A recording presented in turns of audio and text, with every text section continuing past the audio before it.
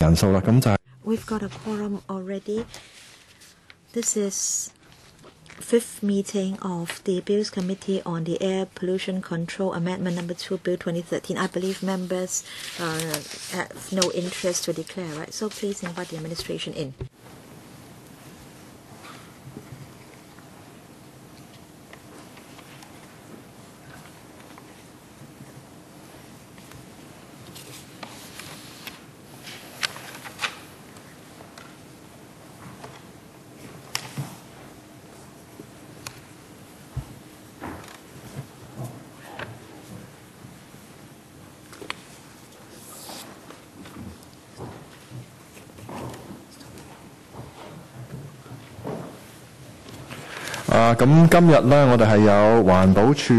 We have with us representatives from the EPD, from the Labor Department, from the Department of Health, and the DOJ.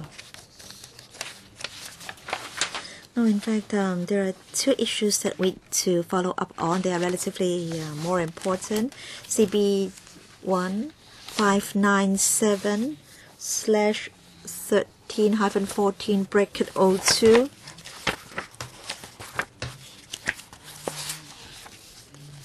In relation to the English text and the Chinese text, the English text is "and could not have reasonably known."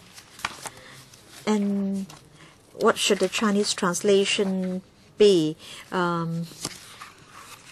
Perhaps I can invite the DOJ to take us through this paper.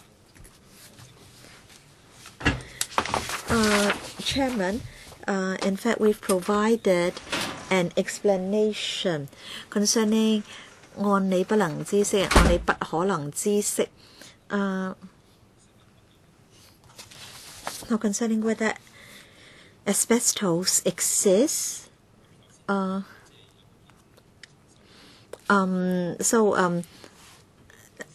people know of it, and so there can be prosecution action, and the defendant needs to invoke upon this provision. And so if it's 案理不可能知悉, then the defense cannot make use of this one. So if the defendant hasn't done anything, and as a result doesn't know of the existence of the material or what he should have done so as to know that the substance exists, it's for the courts to decide. So案理亦不能知悉 will be more accurate. Thank you. Right, any questions in relation to the administration's response? Now, concerning reasonableness, the test of reasonableness.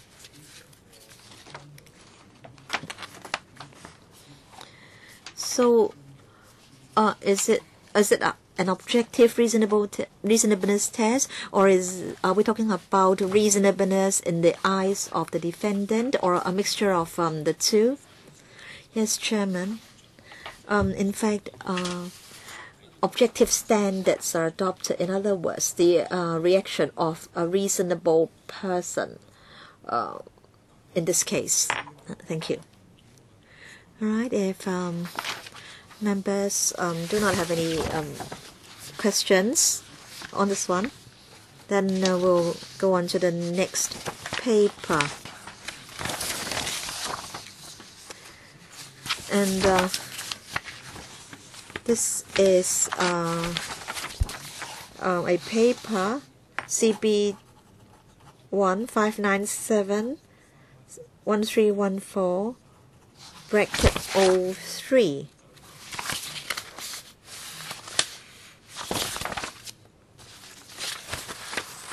So, D of H, please. Yes, thank you. So there are two issues here. First of all, whether there will be a labeling or health advice on Chinese proprietary medicine containing asbestos. Now, in fact, the labels of Chinese proprietary medicine should include 9 items. And concerning constituents, now if a Chinese proprietary medicine contain 3 constituents or less, then all have to appear on the label. If more than 3 substances, then at least half. And then if there are 3 or less substances in the or constituents in the Chinese medicine, and then asbestos is one of them, then of course that should be labeled. But then if there are more than 3 constituents, then any 3 substances should appear on the label. But of course we do understand the concern of the Workers' Health Center. They are worried that if there is tremolitum in the Chinese proprietary medicine, then workers may be affected. So I understand that there will be continuous discussion on this matter to address the concerns of the Hong Kong Workers' Health Center. Thank you. Now concerning the disposal of Chinese proprietary medicine, D of H, please. In fact, in our guidelines to Chinese proprietary medicine traders, we clearly specify that Chinese medicine manufacturers, as the producers of chemical waste, need to dispose of Chinese proprietary medicine in accordance with the EPD's guidelines. And the guidelines can be found on our website. And of course, Chinese proprietary medicine traders need to comply with CAP 549, and they also need to comply with our legislation related to environmental protection. Otherwise, we will refer the case to EPD, or we will refer the case to the Chinese Medicine Board. Thank you. Or the Chinese Medicine Council. Yes, thank you. Any questions? Dr. Leung Ka Lau, 10 minutes, including replies. Why 10 minutes? Do you think you need 10 minutes or less? Concerning disposal of Chinese proprietary medicine, you are saying that traders need to follow the arrangements for medical waste, or is it that they need to follow the arrangements for the disposal of asbestos? You said that the traders had to follow EPD guidelines. Yes, when we dispose of medical waste, need to follow EPD guidelines. But are you talking about the arrangements that apply to medical waste? Yes, Dr. Leung. Yes, I thank Dr. Leung for his question. In fact, PCM is regarded as chemical waste and should be disposed of as chemical waste under the guidelines of the EPD. And concerning PCM disposed, whether it's of the asbestos type, I think we'll need the assistance of the EPD here.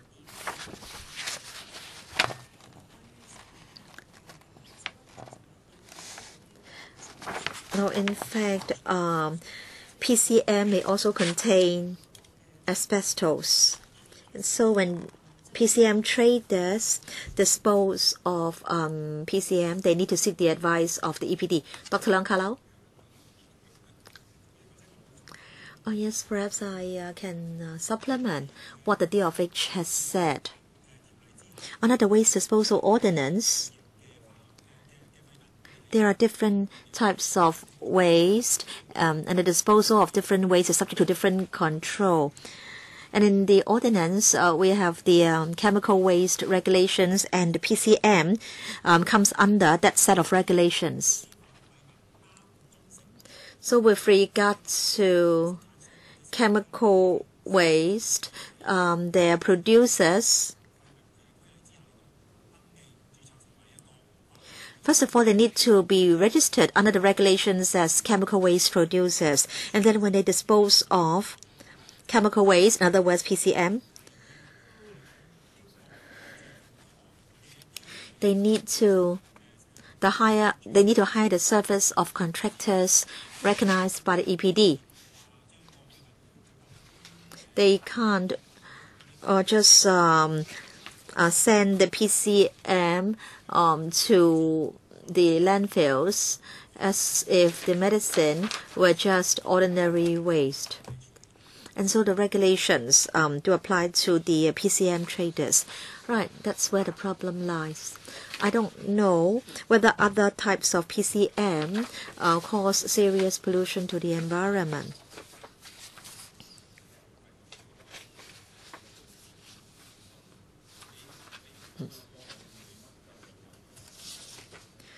But for PCM in general, do you specifically look at whether it contains asbestos or not? So what if is it that you're not doing enough to regulate the disposal of PCM containing asbestos? Such medicine may cause serious pollution to the air. Thank you, Chairman. Thank you, Mr. Leung. Now, under the chemical waste disposal regulations, we equate PCM with chemical waste. We do not have specific requirements for chemical waste or PCM containing a particular type of substance, for example, asbestos. So perhaps we can talk to our colleagues responsible for waste disposal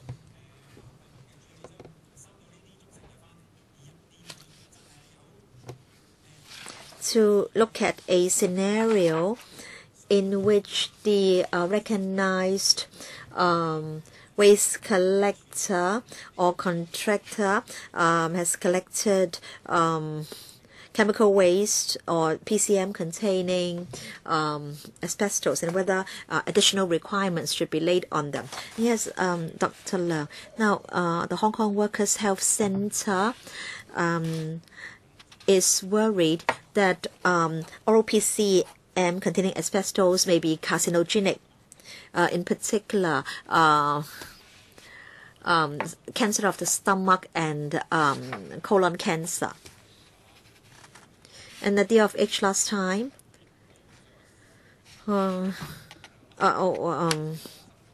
did not give a reply, so perhaps the DFH should give a reply. And then Professor Yu from the Hong Kong Workers' Health Center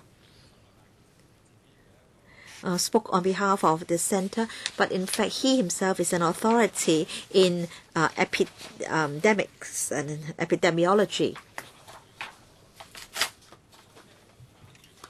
Professor Yu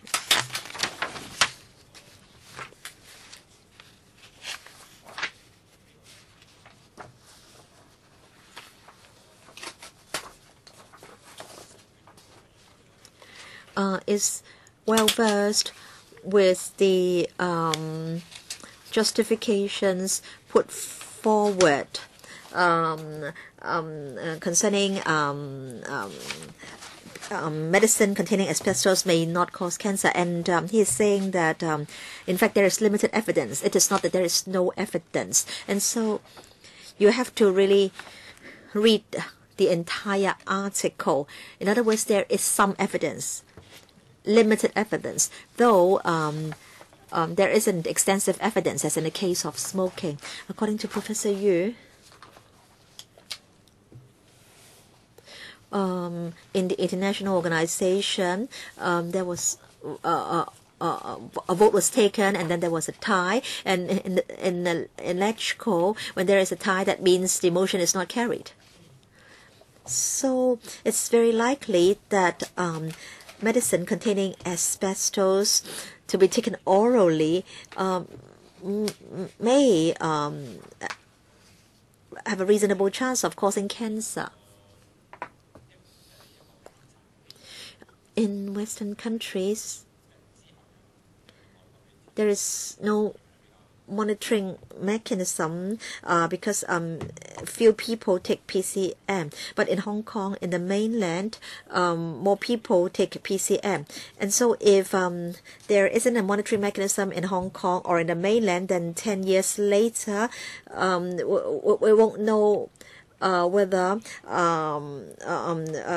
this medicine has caused colon cancer. For example, every year now we have 4,500 cases of such cancer. In 10 years' time, we have 4,700. There's no monitoring mechanism. You can't establish relationship between the two. So there are two issues here.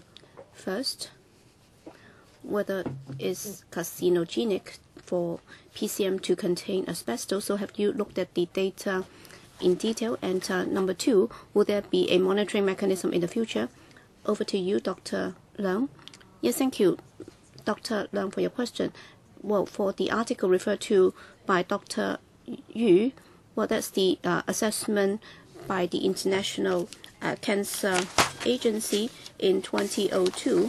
I can see that, well, the half-half risk for colorectal cancer, if you look at the routes for causing cancer, is mainly by inhalation. So for mesothelioma and also lung cancer, well, it's already established. But then for colorectal cancer, we can see that there might be a link, but then there is still not sufficient evidence. So the International Agency for Research on Cancer is talking about inhalation. Yes, so it's by inhalation, not by the oral route. In fact, for the oral route intake, well, they have also quoted some information, but then there is so far not enough evidence to prove that it's carcinogenic by the oral route. But then in the future, is there going to be any monitoring mechanism, both here locally and international? Well, both here and in the mainland, there is already this notification system being established, and in the electronic platform, we have been notifying each other about what's happening. Well, for example, in Hong Kong, if there is a recall on a particular PCM, then we would also be notifying them. Correspondingly, they would also be doing the same if there is anything happening on the mainland. All right? Any other members who would like to ask questions in the first round? Because we're talking about the paper given to us by the administration. It's about the Chinese translation, and also about the submission by the Hong Kong Workers' Health Center, a further response to the Workers' Health Center's further submission. Ms. Sito, I'd like to ask something about the Chinese translation, because last time we were told that there's no difference at all. But then, according to our understanding on this occasion, the DFJ is of the view that there is a difference.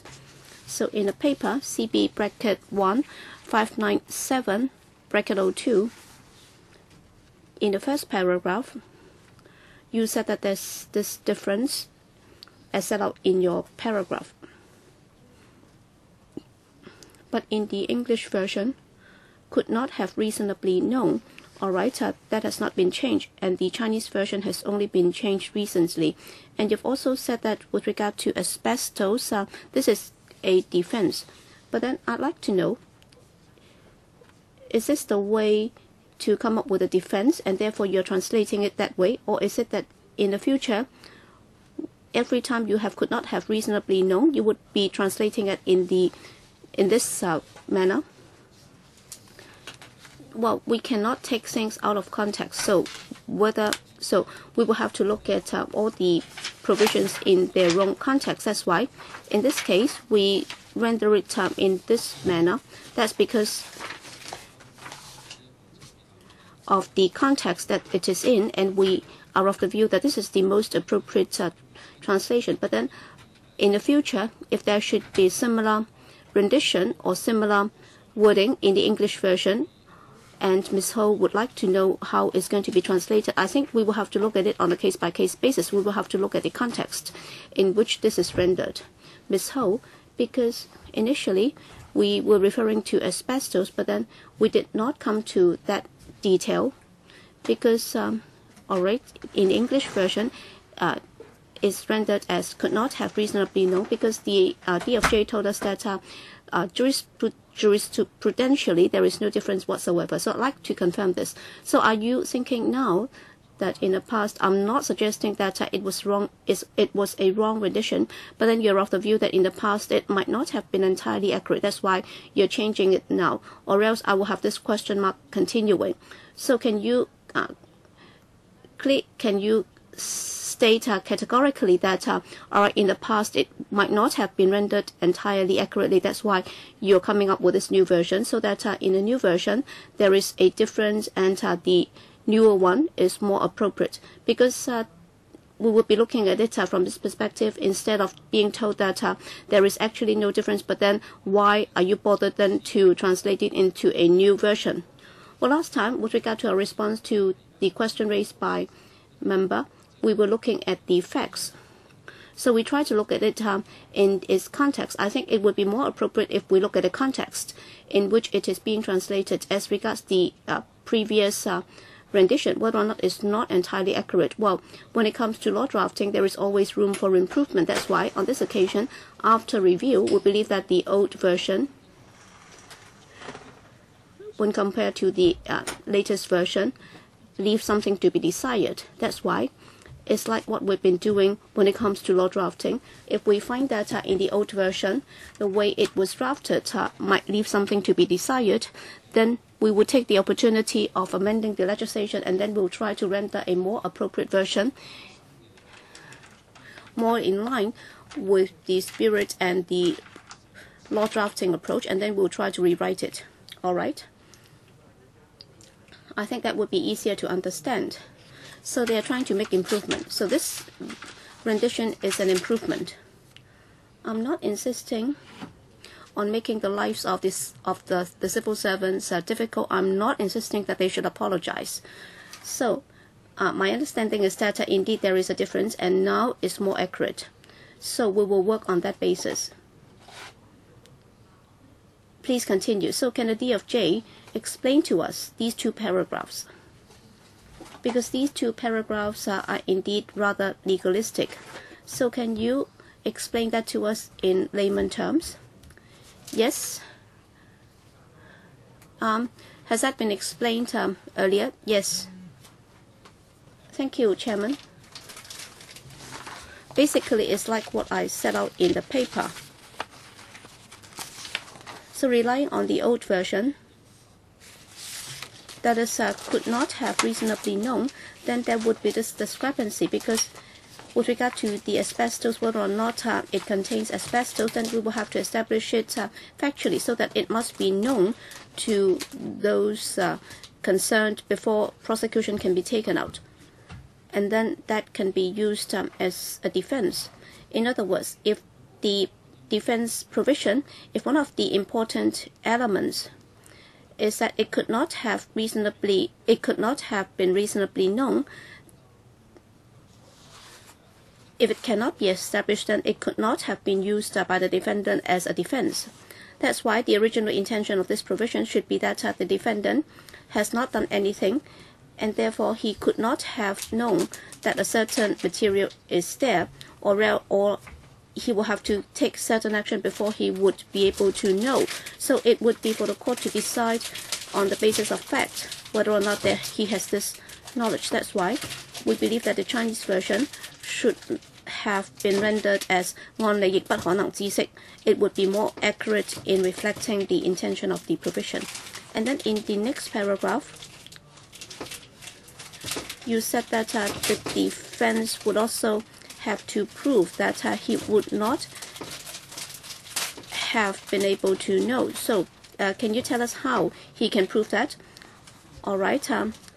The Chinese version is now 按理亦不能知悉. In other words, the defendant subjectively will have to prove that he doesn't know about it. That's number one. But then this is a subjective factor, and therefore in a provision we further require him to prove that as a reasonable man, under the same circumstances, then the defendant could not have known it. and then in these circumstances, the defendant will be able to claim that as a defense. All right, if it's a works devices or installations, or if it's an equipment, there is this installation device, and then it might contain asbestos, and if he has to procure such installation, and if he has not taken the initiative to clarify with the supplier whether or not the material contains asbestos, and if he installs that here, then will he be held liable? All right, we have this hypothetical case. So how would you read it? All right, looking at the defense, there are two important elements here. Number one, the defendant, does he know about this? And as Ms. Ho just said, well, he was not aware of that. And number two, the court will have to consider this. That is, as a reasonable man, in the case of the defendant, could he have known it? And if the court looks at the facts of the case, and going by the rule of a reasonable man, and if the court is of the view that the defendant could not have known it, then the defendant will be able to claim this defense. So, could not have known. I'm interested in this. All right. After a certain period of time, after 2005, we have already got the new installation in place, and in many cases, we have already used substitutes. We no longer use asbestos. But then, if I buy something that was manufactured in 2003, that is pre-2005, and if he did not clarify with the supplier, if he did not seek clarification from the supplier or the first-hand owner, whether or not it might contain asbestos, whether or not he could have known it if he had asked. But then if he failed to ask, then would he still be able to cite this as a defense? All right, if this guy has failed to ask the question, well, whether or not it's a reasonable defense, it depends on whether or not this is a reasonable approach. So this is by inference. So it's for the court to decide, all right, if he is in the place of the defendant, if he is in the shoes of the defendant, would he have been able to know? So that's for the court to decide. That's why I was asking about a particular year. I don't know when such substitutes would be available. But then if he buys something and if he has not asked, then, and of course you're talking about the judgment of the court, but then you are not really the judge. Well, we should not be reading into how the court would view this. I think it's for the defendant to tell us what's his position. All right, if he's an experienced engineer and if he fails to ask this, then I dare to say that this might not establish. But then if you're just responsible for installing the equipment, and if you're just an ordinary worker, then there is a chance that you can convince the court that you should not be held responsible. So for the reasonable test, what's the legal advisor's view? According to your understanding, what's your interpretation, legal advisor? All right, this is a specific hypothetical case. So I'd like to go back and check before I come back to answer.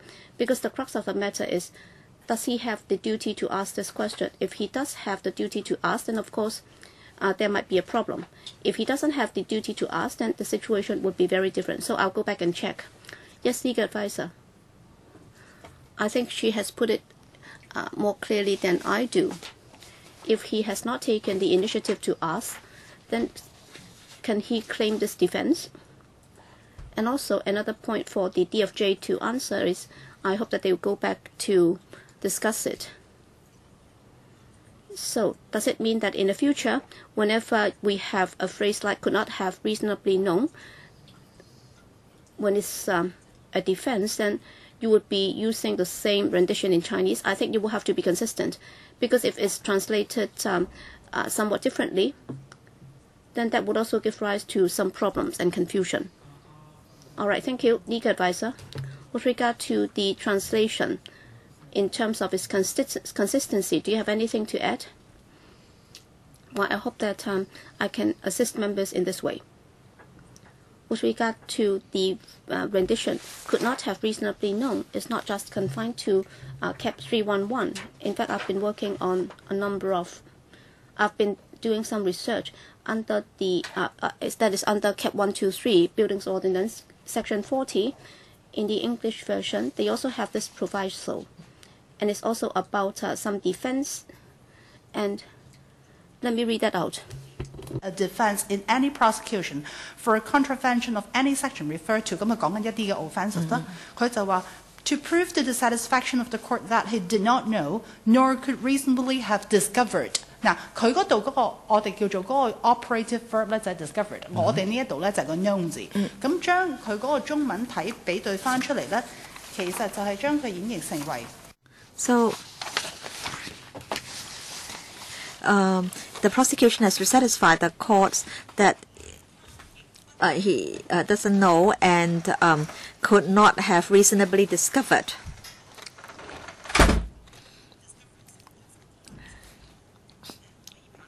So I think that's for members' reference. With regard to the drafting of the English version and the drafting of the Chinese version of legislative provisions. I think I'll let Mr. Lo Wai Kwok ask his question first, and then I'll go back to you, Ms. Ho.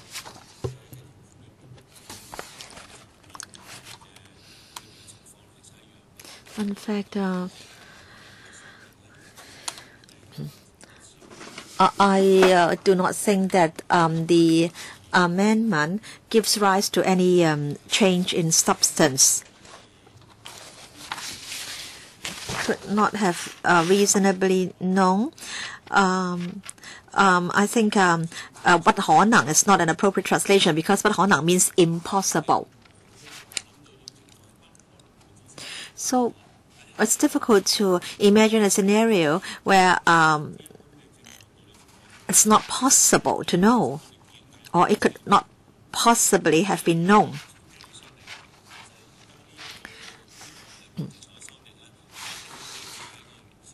So I think the proposed version is better because 不可能 would be or would mean impossible to know.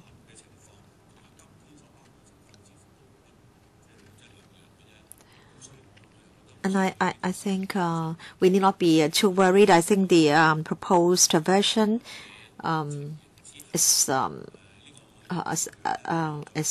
acceptable.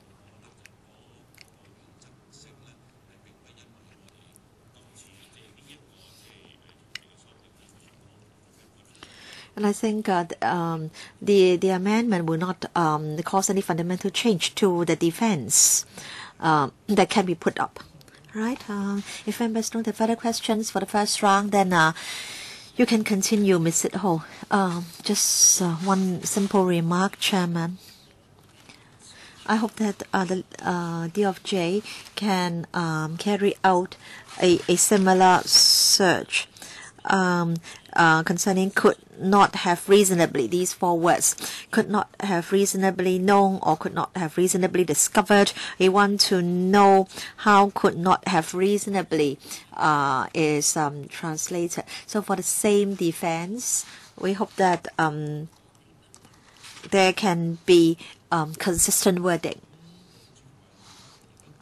All right, so our legal advisor as well as the DOJ will provide us with the information. So members, any further questions on these two papers? No?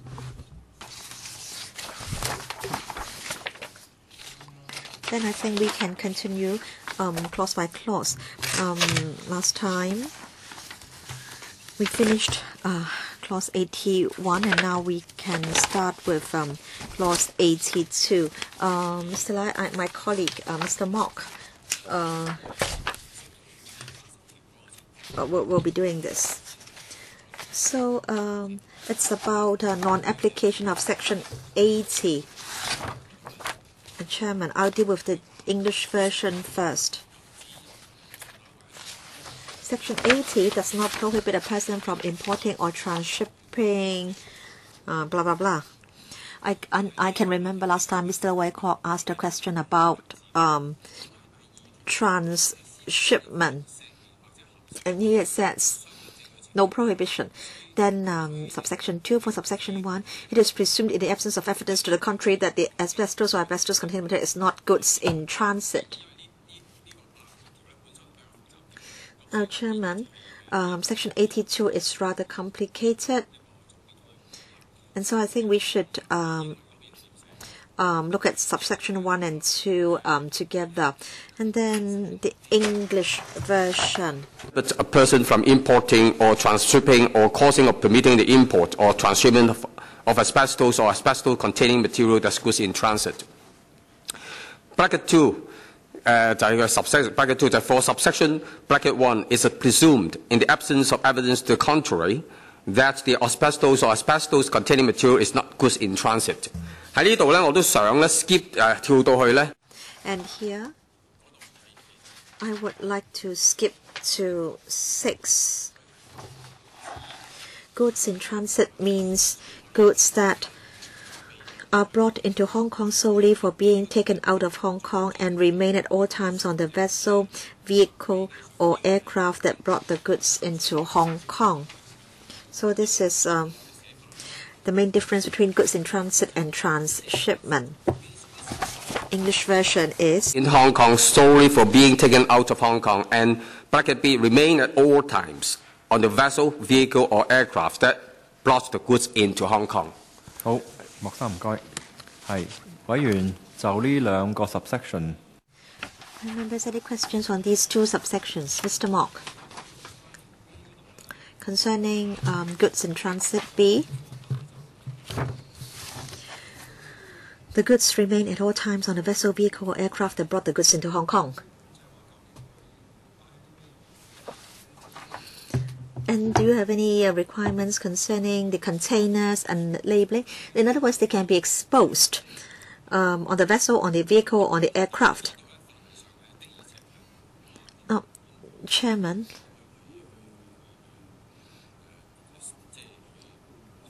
the law doesn't specify how the goods should be stored, but then goods are either in a container, in a box, or in the vessel, and so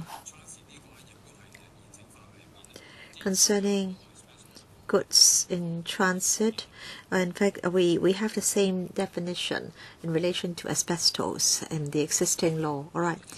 No questions? Mr. Law, please continue. Mr. Mock? And I want to deal with subsections 3 and 4 together because they have to do with Chinese proprietary medicine containing asbestos. Subsection 3, Section 80 does not prohibit a person from supplying, importing, or transshipping, or causing or permitting the supply, import, or transshipment of asbestos containing material that is proprietary medicine. A. Registered under Section 121, Bracket 2 of the Chinese Medicine Ordinance. B. Deemed under Section 1282 of that ordinance to be registered. Section 1282 is about medicine with transitional registration arrangements. Then C, exempted under Section 158 Bracket 5 of that ordinance from the application of Section 119 of that ordinance. So for wholesalers bringing in PCM to Hong Kong for a transit purpose, or people have the certificate to bring in such PCM for testing or clinical accreditation. And then subsection 4, Section 80 does not prohibit an exempted person for a proprietary Chinese medicine from supplying or importing or causing or permitting the supply or import of asbestos containing material that is the proprietary Chinese medicine. So some medicine is not registered under Cap 549 because there are exemptions. And then 82 Bracket 6, we have this note, exempted person means a person or an institution that is exempted under Section 1581 of the Chinese Medicine Ordinance from the application of Section 119 of that ordinance in relation to a proprietary Chinese medicine. 1581 it's about exemption for teaching purpose and for PCM research purpose. So I think I'll deal with these two for the time being. And yes, I want to read out the English version as well, Chairman. Yes, please continue, Mr. Mok. 喺82括 82 bracket 3. person from supplying, importing, or transshipping, or causing or permitting the supply, import, or transshipment of asbestos-containing material that is proprietary Chinese medicine, bracket A, registered under Section 121, bracket 2 of the Chinese Medicine Ordinance, Cap 549. Bracket B, deemed under Section 128, bracket 2 of that ordinance to be registered, or bracket C, exempted under Section 158, bracket 5 of that ordinance from the application of Section 119 of that ordinance. Bracket 4, subsection. Section 80 does not prohibit an exempted person for proprietary Chinese medicine from supplying or importing or causing or permitting supply or import of asbestos-containing material that is the proprietary Chinese medicine. And 喺嗰個 And then in the definition, bracket 6. Chinese medicine has its meaning given by Section 2, bracket 1 of Chinese Medicine Ordinance. Like exempted person, that means a person or an institution that is exempted under Section 158, bracket 1 of the Chinese Medicine Ordinance from the application of Section 119 of that ordinance in relation to a proprietary Chinese medicine. 個意思同中文都係一樣嘅。多謝主席。So the meaning of the English version is the same as that of the Chinese version. Dr. Lau.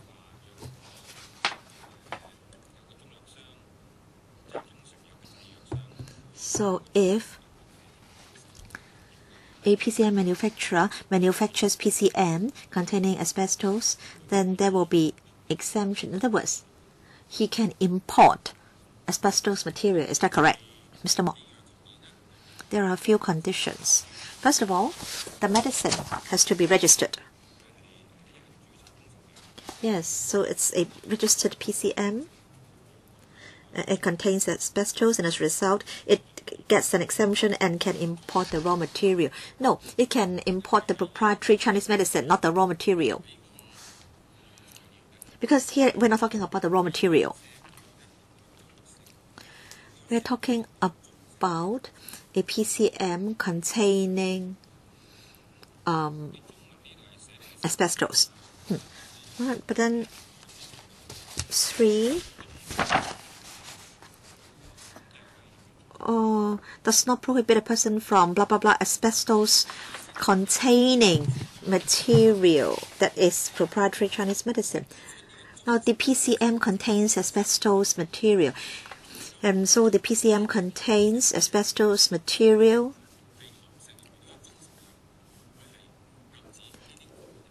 So for these exempted persons, they are not bound by the prohibition. Nora, let me also deal with the English version. Because the Chinese version seems to suggest that transshipment of PCM containing asbestos. So we're talking about PCM containing asbestos material. So you mean asbestos containing PCM, right? But now you're talking about PCM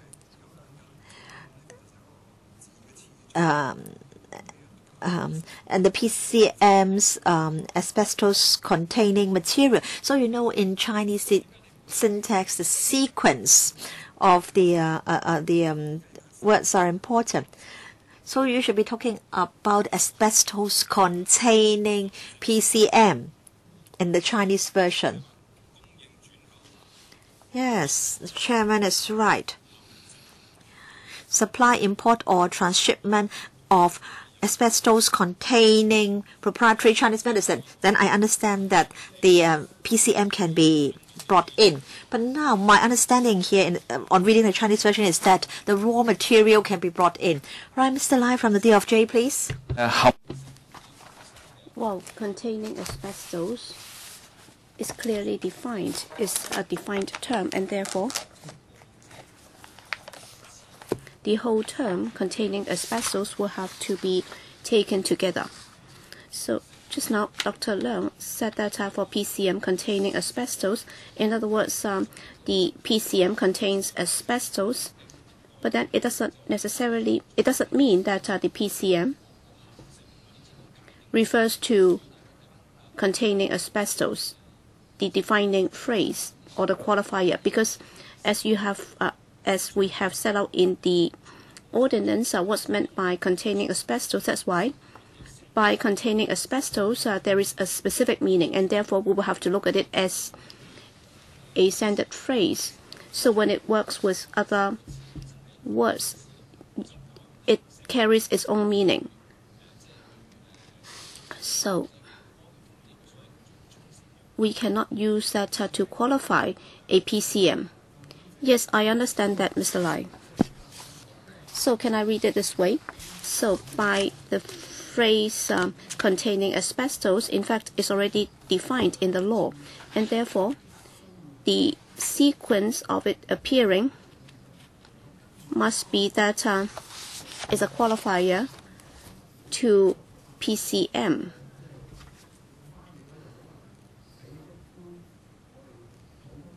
So when compared to the ordinary Chinese words and the construction of a Chinese phrase is somewhat different. Is that right? Well, let me read it this way. According to my understanding, Chinese should read like this. All right, if you say that, well, you're talking about PCM containing material that is asbestos containing material that is the proprietary Chinese medicine. So for the asbestos containing material, that is part of the ingredients of the PCM. Well, that might be necessary because you're only permitting the import or supply of asbestos containing material that is for the purpose of preparing this PCM. Let's say that if we have this tablets, and upon completion it will become the PCM. But then another way to read it is that you can import the asbestos containing material for the purpose of preparing the tablet, and it could be further processed and manufactured into the PCM. So can you explain what the process is? Well, I'll try to do it in another way. Just now I was referring to the asbestos containing material is already defined in the beginning of the law. So by asbestos containing material, it means that this PCM contains asbestos. So it's a PCM containing asbestos. So for asbestos containing material, that is the PCM, we are actually referring to the PCM containing asbestos, and there is a clear definition to this. So what's meant by asbestos containing material?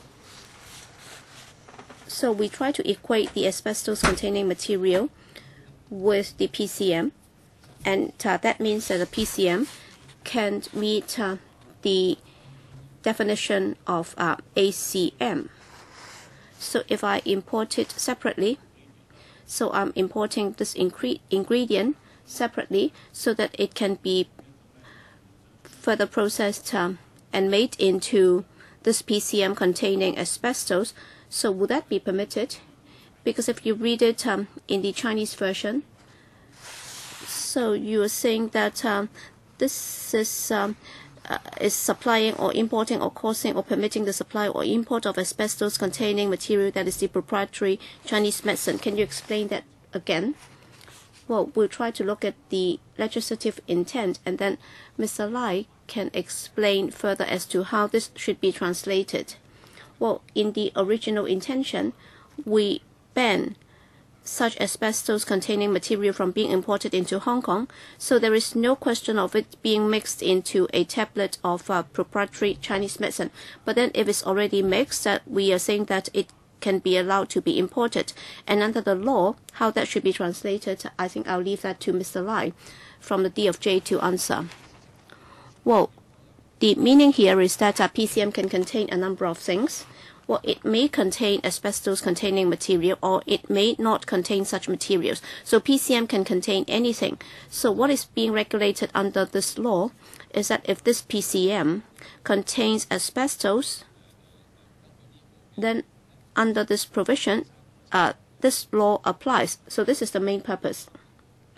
Chairman, that's very clear.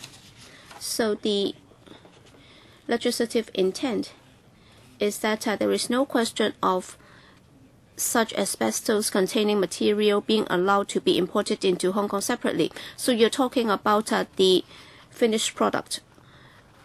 If that is the case, then I think the Chinese version is somewhat different from what you just told us. So I think in the Chinese version, it should be the 中成藥 含石棉物料的中成藥. Well, either way, I can understand it. The reason why I can understand it that way, that's because for an ordinary man reading this provision is like what Dr. Lo Wai Kwok and Dr. Leong Ka Lo and myself, if we do not have any legal background, we will just read it as it is. But then for people with legal training, then in reading the Chinese version, probably there might be a different understanding. That's a problem of lawyers. But then I think both have their own reasoning. So Mr. Lai, can you think about it? Can you go back and take a look? I understand that for asbestos-containing material is a defined term, and therefore you will have to use it as the main backbone of your sentence construction. But then, can you expand it a little further in the Chinese version so that everybody will be happy about it, Ms. Ho? Chairman, in the Chinese version, well, when you try to read the law in Chinese, it's very difficult. That's why colleagues, former colleagues have taught me this, and it's very useful. So you will try to identify all the verbs, and then you will identify all the nouns, and then if you separate them, then you'll be able to see how they link up with one another. But then under 82 bracket 3, I think this is an adjective. All right, they contain asbestos, and they are also at the same time proprietary Chinese medicine. So I think the main thing here is asbestos-containing material, but then at the same time it's also PCM. So in other words, you could have imported the ingredients of PCM, but then you will have to look at the subsequent provisions. For example, you will have to register it under 181, so on and so forth, and therefore we are not able to further interpret it. But then if we just look at asbestos-containing material that is proprietary Chinese medicine, so I think the adjective is proprietary Chinese medicine, and the noun is asbestos-containing material. So am I reading it correctly, Mr. Mok or Mr. Lai? Do you have any further supplement? I think the intention is very clear. So the exemption is for the PCM, is not the asbestos-containing material. We note members' concerns, so please do give us a bit of time so that we can go back and look into it with our legal advisor. So the way it is put here, can it be further improved in order to allay members' concerns? So you will have to expand it a little further in order to explain it in a better manner. So you're talking about a standard phrase. So you're referring to 屬中成藥的屬該中成藥的含石棉物料. So it's very simple. All you need to do is to 含石棉物料的中成藥. Yes, it's very simple. It's not 十該中. It should not be read as 屬該中成藥的含石棉物料. It should have been read 該屬中成藥的含石棉物料, because it should have been 該屬中成藥的含石棉物料. So the asbestos containing material should be part of the proprietary Chinese medicine. All right, thank you for your opinion. So it should have read 該屬中成藥的含石棉物料 because the English version is clear. Asbestos containing material that is the proprietary Chinese medicine. So it's very clear in the English version, but then the Chinese version is not very clear.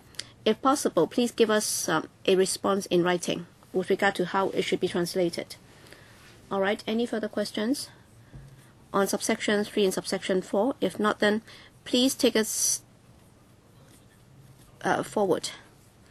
Yes, subsection 5.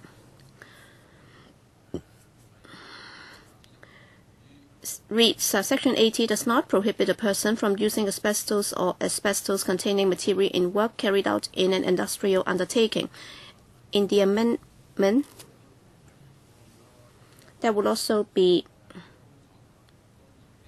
amendment to the Factories and Industrial Undertakings Ordinance, and I'll defer to my colleague to explain the details to you. And then under subsection 6, we also define what's meant by industrial undertaking, and it has the meaning given by Section 2.1 of the Factories and Industrial Undertakings Ordinance, Cap 59, but does not include an undertaking or agricultural operation to which that ordinance does not apply under Section 2.3 of that ordinance. So I suggest that we should defer it to later when our Labour Department colleague can explain it to you. In the English version is similar. Using asbestos or asbestos-containing material in work carried out in an industrial undertaking. 咁嗰個 industrial undertaking 咧，佢就 has the meaning given by Section 2, Bracket 1 of the Factories and Industrial Undertakings Ordinance, Bracket Cap 59, but does not include an undertaking or agricultural operation to which that ordinance does not apply under Section 2, Bracket 3 of that ordinance. 委員有冇問題？ Any questions from members? Yes, Mr. Mock, please move on. Thank you, Chairman. Next, clause 83. 83, exemption from Section 80. And this has to do with Section 80, Bracket 4, Bracket 5. So I'll read that out. The heading is exemption from Section 80. Bracket 1. On application, the authority may exempt a person from a prohibition imposed under Section 81 if the authority considers that the exemption is A. warranted, and B. would be unlikely to lead to a health risk to the community. Subsection 2 reads as follows. The authority A. may impose any condition subject to which the exemption is granted, and B. may withdraw the exemption at any time, and 3. if the person fails to comply with the condition of the exemption, the person commits an offense and is liable on conviction to a fine of $200,000 and to imprisonment for 6 months. In the English version is the same. A person from a prohibition imposed under Section 80, Bracket 1, if the authority considers exemption Bracket A is warranted, and Bracket B would be unlikely to lead to health risk to the community.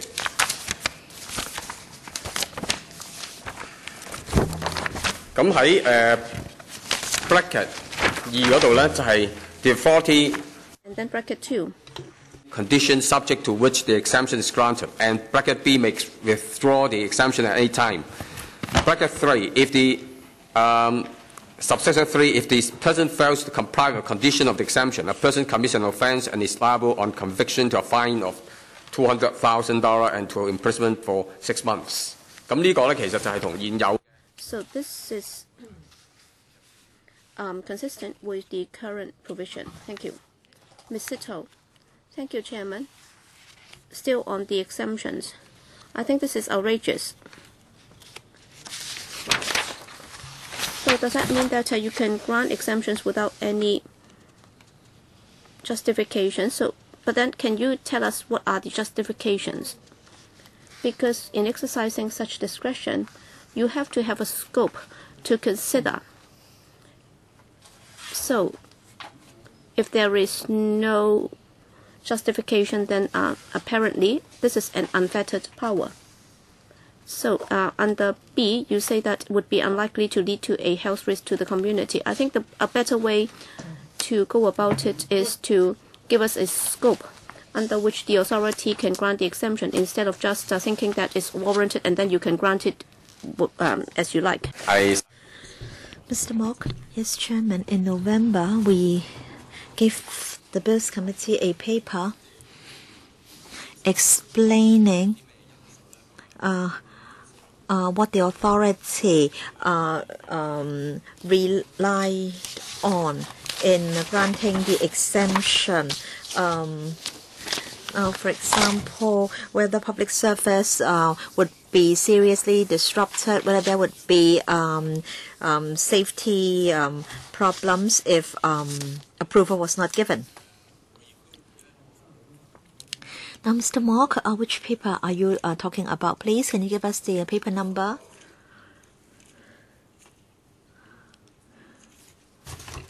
Chairman, in fact, when we studied the paper, we asked why the criteria could not be written into the legislation.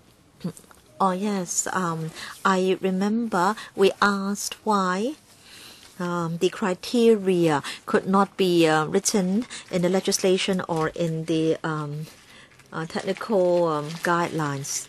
Yes, Chairman, I'll give you the number, CB1 330-1314-02.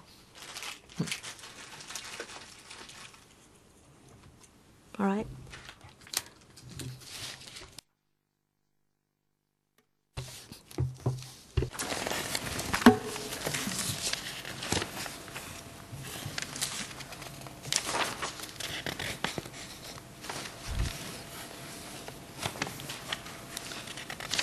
而係喺我哋答返委員會係第6括弧 E 嗰部分。Now concerning 6 bracket E. So you're referring to page 9 and page 10. Yes, correct.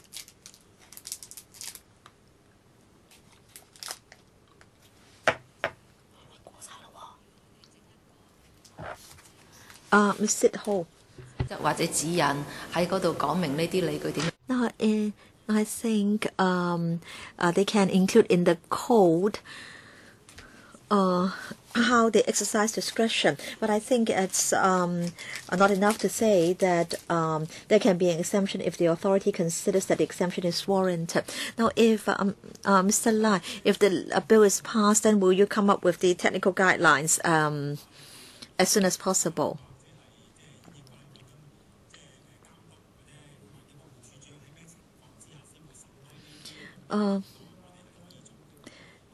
Yes, we can come up with these guidelines, but then I think maybe it's better not to spell this out because we are not teaching people how to apply for an exemption. So you don't want to encourage people to apply for an exemption. So can you yes, you don't want to adopt this high profile, but then I still think you should spell out the criteria. Yes, I think this matter must be resolved. Right, Mr. Lai, can you think about it this again, Mr. Mock, then?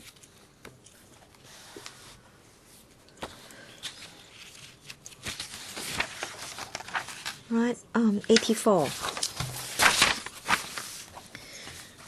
This is new section.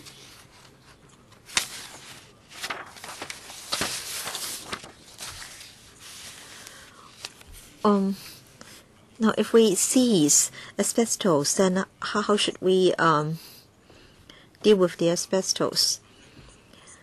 No. If a person is, this is about seizure, etc., of asbestos or asbestos-containing material following conviction under Section 80. If a person is convicted of an offence under Section 80, bracket 2, the authority or an unauthorised officer may seize, remove, destroy, or otherwise dispose of the asbestos or asbestos-containing material connected with the offence, or B, by notice, require the person to remove, destroy, or otherwise dispose of the asbestos or asbestos-containing material within the time and in the manner specified in the notice. Then 2, if the person fails to comply with a requirement in the notice, the person commits an offence and is liable on conviction to a fine of $200,000 and to imprisonment for 6 months. B, the authority or an authorized officer may, without further notice, seize, remove, destroy, or otherwise dispose of the asbestos or asbestos-containing material connected with the offence. And C, the person is liable to the government for any costs incurred under para B, including the transportation and storage costs of the asbestos or asbestos-containing material, and 3, the costs under subsection 2C are recoverable as a civil debt due to the government. English version now. Asbestos or asbestos-containing material following conviction under Section 80. Subsection 1, if a person is convicted of an offence under Section 80, bracket 2, the authority or an authorized officer may, bracket A, seize, remove, destroy, or otherwise dispose of the asbestos or asbestos-containing material connected with the offence. Or bracket B, by notice, require the person to remove, destroy, or otherwise dispose of the asbestos or asbestos-containing material within the time and in the manner specified in the notice. Subsection 2, if the person fails to comply with requirements in the notice, bracket A, the person commits an offence and is liable on conviction to a fine of $200,000 and to imprisonment for 6 months.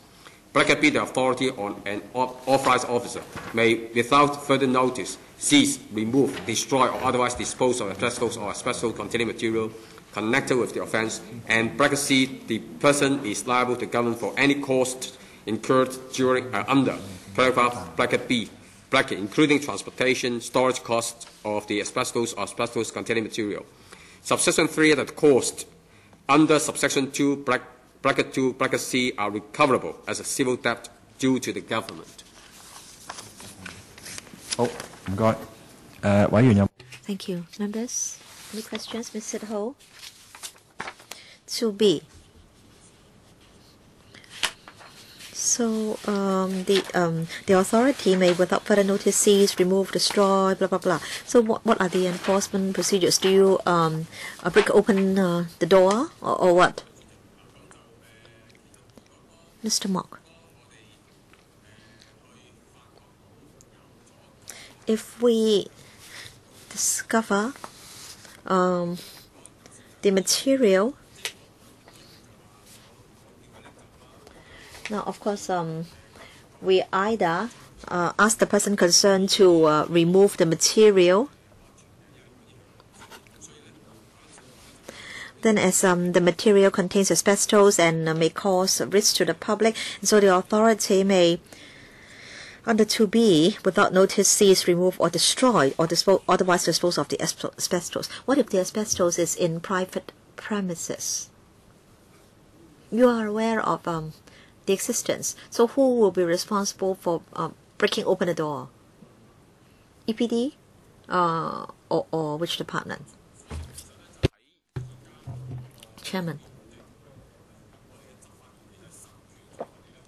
Under the Air Pollution Control Ordinance, our law enforcement officers can enter non-domestic premises. Yes, but then the law allows us to enter industrial premises, non-domestic premises. And so we can go in and necessarily can remove the material. So you can enter industrial undertakings, I mean non-domestic premises. So the authorized persons are EPD staff. Yes, correct. Any further questions, Ms. Ho? No? Thank you. But what if the asbestos is in domestic premises, Mr. Mock?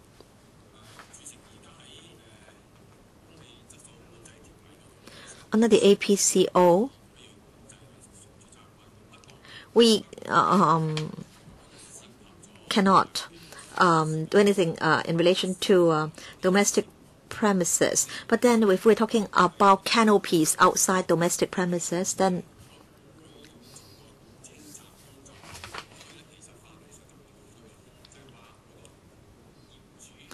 The law states that the landlord or the owner has to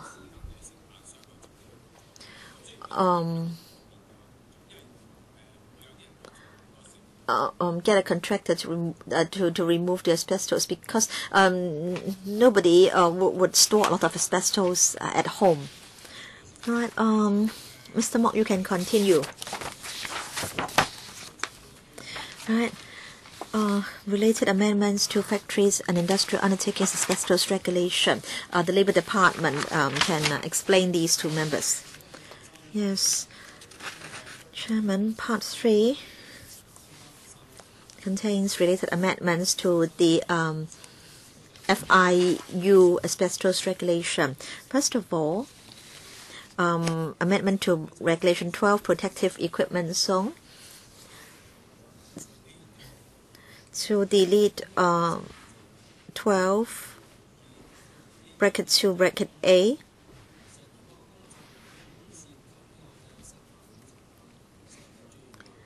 the work with asbestos does not involve asbestos coating, asbestos insulation, or amphibole asbestos.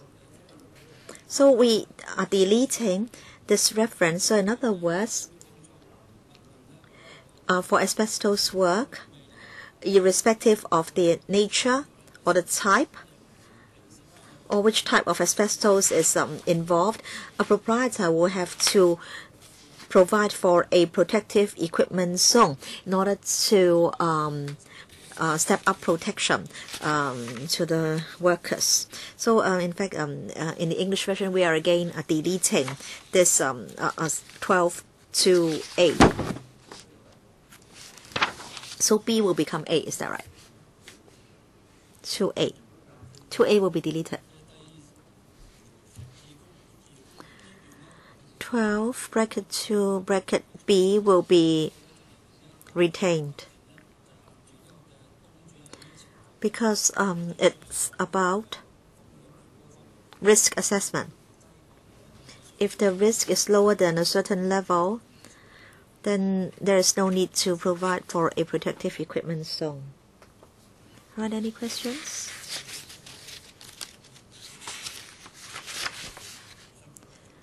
Please continue.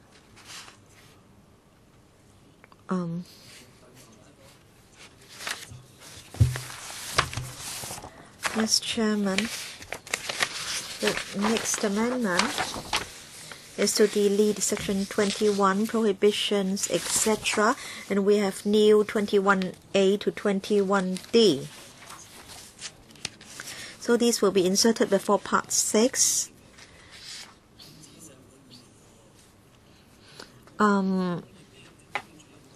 21A, ban on asbestos spraying. The proprietor of an industrial undertaking must not undertake asbestos spraying in the industrial undertaking. And it replaces 21A, which says no proprietor shall undertake asbestos spraying. The proprietor of an industrial undertaking must not undertake asbestos spraying in the industrial undertaking. 好，唔該。就第21A 有冇問題？ Any questions concerning 21A? Yes, Mr. Leung, you can continue then. 21B, ban on using asbestos insulation.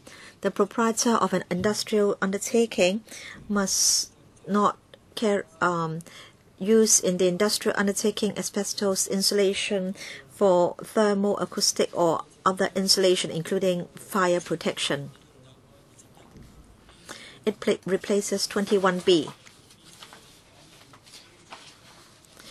The existing 21B reads, no proprietor shall use asbestos insulation for the purpose of thermal, acoustic, or other insulation, including fire protection. And the English version reads, on using asbestos insulation, the proprietor of an industrial undertaking must not use in the industrial undertaking asbestos insulation for thermal, acoustic, or other insulation, bracket, including fire protection. 好，唔該晒。21B，各位有冇問題？ Thank you. Any questions concerning 21B? Please continue. 21C? Yes. Ban on working with amphibole asbestos. 1.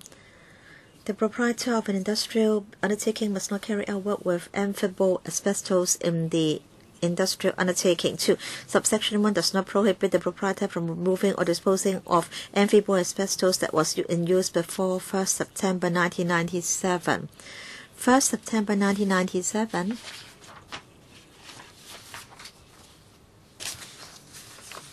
is the effective date for the FIU asbestos regulation, and 21C replaces the existing 21 bracket C. It says that no proprietor shall use asbestos insulation for the purpose use amphibole asbestos in any process except that process for the removal and disposal of such kind of asbestos which was in use before blah blah blah. Proprietor of an industrial undertaking must not carry out work with amphibole asbestos in the industrial undertaking. Bracket 2. Subsection 1 does not prohibit the proprietor from removing or disposing of amphibole asbestos that was in use before September 1st, 1997. 好，唔該晒你。Thank you. Any questions on that? Yes, you may now continue. 21D is a new clause. Ban on working with chrysotile. 1. The proprietor of an industrial undertaking must not carry out work with chrysotile in the industrial undertaking. 2. Subsection 1 does not prohibit the proprietor from removing or disposing of chrysotile that was in use before Part 3 of the Air Pollution Control Amendment No. 2 Ordinance 2013 comes into operation. This new provision bans the proprietor in working or carrying out work with chrysotile in the industrial undertaking, and subsection 2 also prohibits the proprietor from removing or disposing of chrysotile, so it's already banned now. And then for chrysotile, it will be banned altogether, so that in the future, proprietors will not be allowed to use that, except for removal or disposal, which will not be prohibited. And in the English version, on working with chrysotile. Bracket 1. The proprietor of an industrial undertaking must not carry out work with chrysotile in the industrial undertaking. Bracket 2. Subsection 1 does not prohibit the proprietor from removing or disposing of chrysotile that was in use before Part 3 of the Air Pollution Control bracket Amendment, bracket number 2 Ordinance 2013, bracket of 2013 comes into operation. 好，唔該晒。all right, thank you. Any questions? No questions. Next,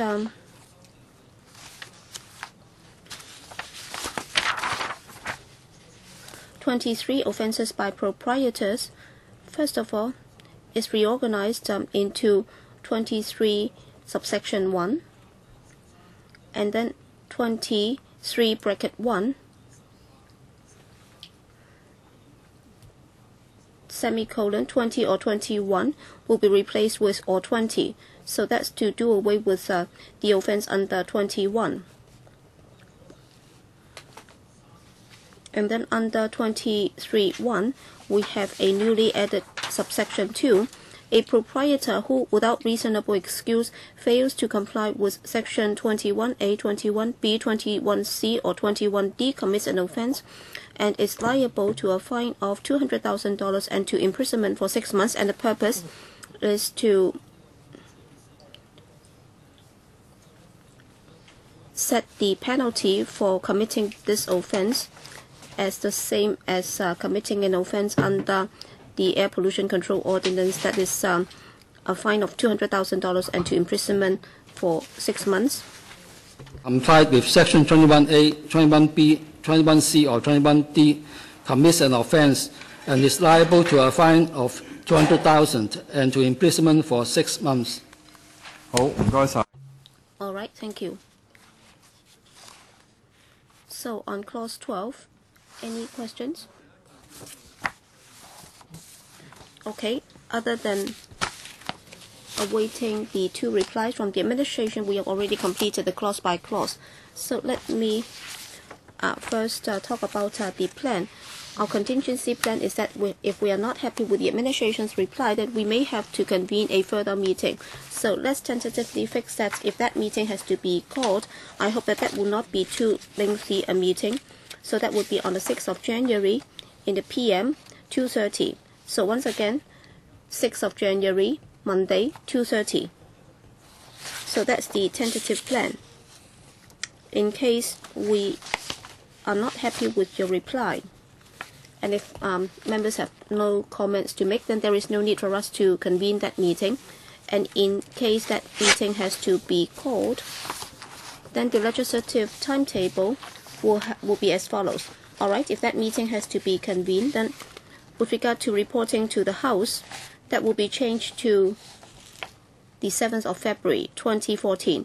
7th of February 2014, with regard to moving of CSAs, the notice deadline will be the 10th of February 2014.